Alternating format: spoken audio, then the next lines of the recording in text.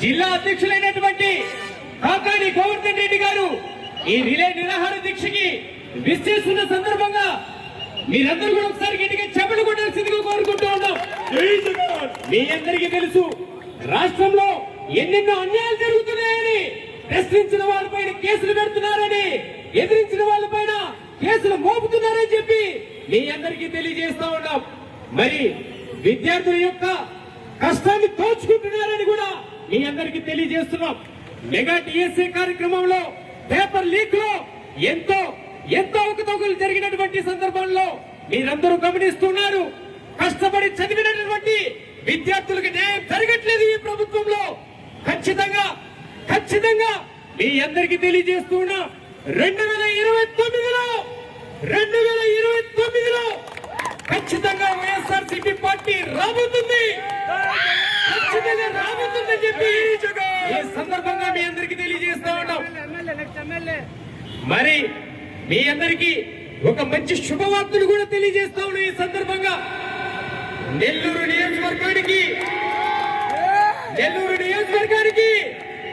ఎమ్మెల్యేగా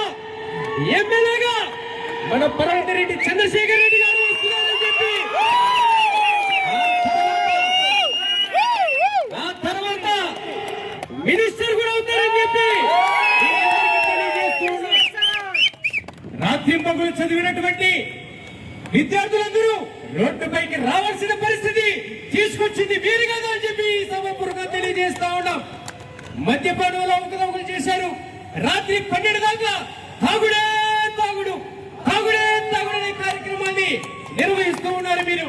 మరి అదే విధంగా గుర్తు పెట్టుకోండి అని చెప్పి మీ అందరికి తెలియజేస్తున్నాం. ప్రజల్ని ఎప్పుడు కూడా చల్లగా చూడాలే గాని ప్రభుత్వాలు ఏర్పడింది ప్రజల యొక్క కష్టాల్ని తీర్చడానికి ప్రభుత్వాలు ఉంటాయి. అదే విధంగా మీరు ఈ రోజు ప్రభుత్వంలో భాగంగా ప్రజల యొక్క కష్టాన్ని కోర్చుకుంటున్నారని చెప్పి మీకు తెలియజేస్తా ఉన్నాం. 2029 గుర్తుపెట్టుకోండి. అప్పుడు జరిగే ఒక ప్రమాణ స్వీకారం ఈ రోజు ఒకసారి తెలియజేసుకుంటున్నాం.